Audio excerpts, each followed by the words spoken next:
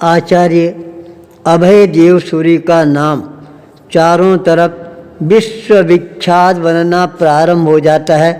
नवांगीकार टीकाकार के रूप के अंदर उनकी ख्याति और ज़्यादा प्रसिद्धि प्रदान करने वाली बन जाती है।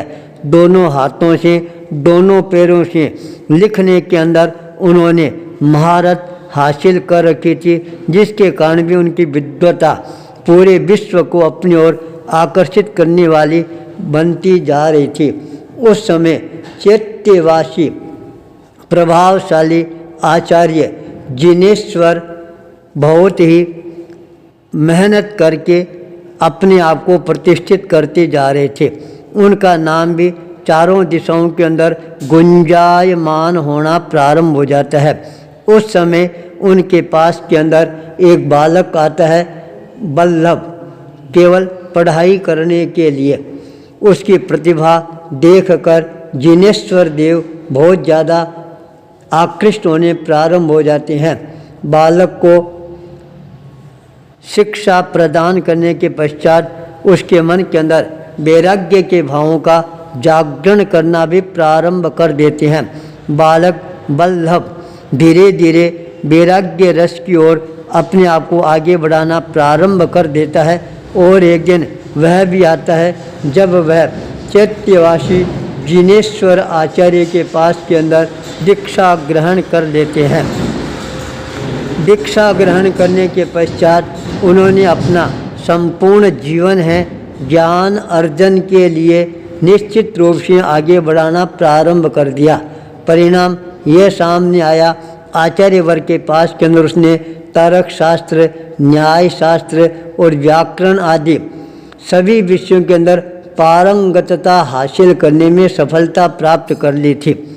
जिनेश्वर देव बहुत ज़्यादा अपने शिष्य पर प्रसन्नता बरसाना प्रारंभ कर देती हैं। योग्यता का अंकन करते हुए उनको वाचनाचार्य पद पर नियुक्ति प्रदान कर देते हैं। यह अपने आप के अंदर बहुत बड़ी घटना बन जाती है। इतनी छोटी अवस्था के अंदर वाचनाचार्य पद के ऊपर प्रतिष्ठित कर देना, धीरे धीरे उनकी प्रतिभा और ज़्यादा निखर कर सामने आने प्रारंभ हो जाती है। आचार्य जिनेश्वर एक बार अपने मन के अंदर चिंतन करना प्रारंभ कर देते हैं, अब मेरे शिष्य बल्लभ को सिद्धांत ग्रंथों का ज्ञान है, यह भी प्रदान करवाना अत्यंत ही जरूरी है। पर ऐसा कोई आचार्य है वह नज़र आए जो मेरे शिष्य को सिद्धांत ग्रंथों का ज्ञान प्रदान कर सके। उनका ध्यान गुजरात की राजधानी पाटन शहर पर केंद्रित होता है, जहाँ पर आचार्य अभय देव सूरी का नाम जनता के हर मुखारबिंद पर गुंजायमान हो रहा था। सिद्धांत परंपरा के अंदर पारंगत आचार्य के रूप के अंदर वो प्रतिष्ठित थे।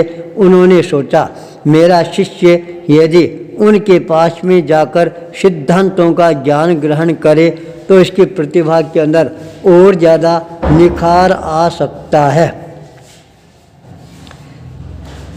गुरु ज्ञानार्जन करने के लिए अपने शिष्य को आदेश प्रदान करते हैं, तुम पाटन शहर में जाओ और वहाँ पर अभय देव सूरी जी विराजमान है, उनके पास में जाकर शिक्षा है वह ग्रहण करो।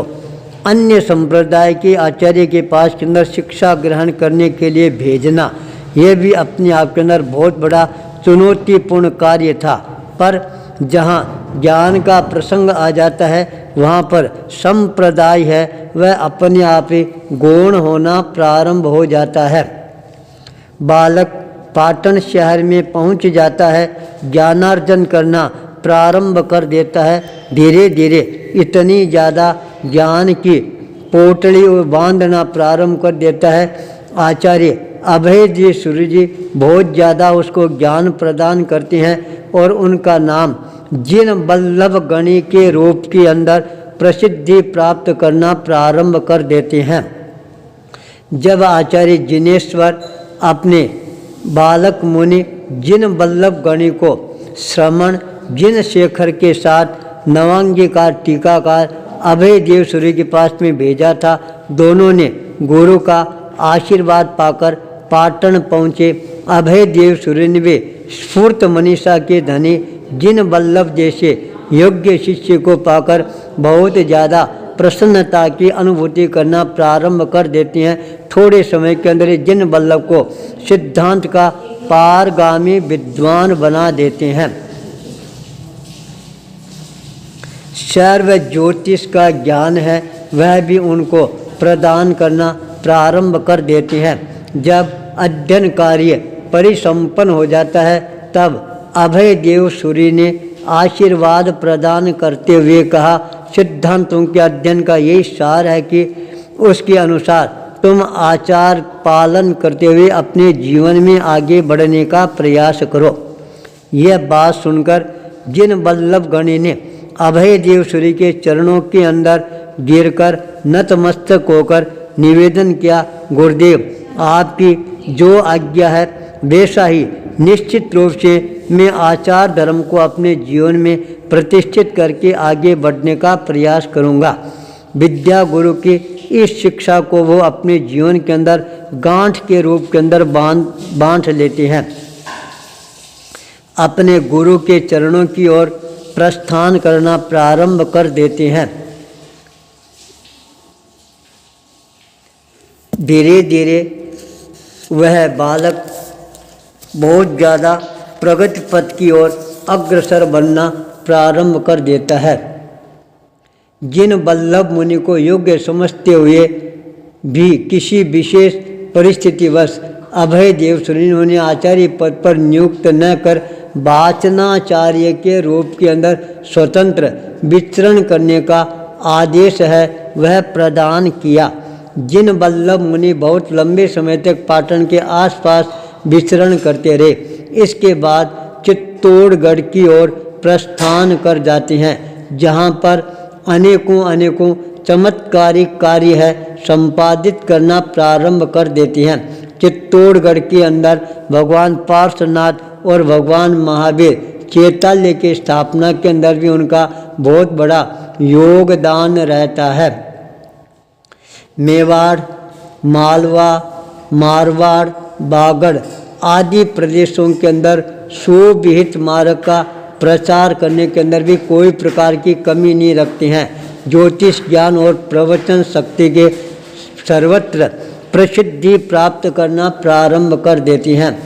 धारा नगरी के राजा नरेश नरवरम के विद्वानों की एक बहुत ही बड़ी समस्या पूर्ति प्रदान की, पर किसी भी विद्वान ने समस्या पूर्ति करने में सफलता प्राप्त नहीं की।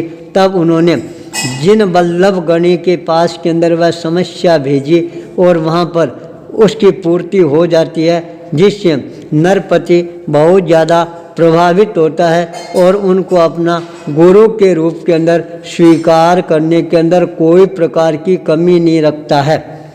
इस तरह से विजय वल्लभ और ज़्यादा आगे बढ़ना प्रारंभ कर देता है। जिन वल्लभ का जीवन है वह एक तरह से प्रकाश की तरह प्रकाशित होना प्रारंभ हो जाता है और धीरे धीरे उन्होंने अपने जीवन के अंदर जो विकास कार्य संपादित किए वो आगे जाकर सबके लिए एक नई नज़ीर है वह प्रस्तुत करना वाला बन जाता है।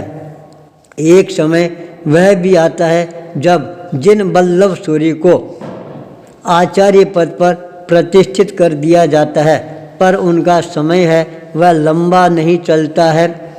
अंतिम समय में 3 दिन का अनशन करके पंच परमेश्वर का स्मरण करते हुए विक्रम संवत 1167 कार्तिक शुक्ला 12 रात्रि के चतुर्थ प्रहर के अंदर असार संसार को परित्याग करके जिन वल्लभ सूर्य ने चतुर्थ देवलोक के अंदर अपना स्थान ग्रहण किया और जिन वल्लभ सूर्य ने दीर्घ काल तक जैन शासन की प्रभावना के अंदर बहुत बड़ी भूमिका अदा की, आचार्य पद पर केवल 4 महीने का समय रहा, पर ये 4 महीने का समय है वह भी जैन शासन की प्रभावना करने के लिए महत्वपूर्ण समय के लिए हमेशा हमेशा के लिए अंकित हो गया था।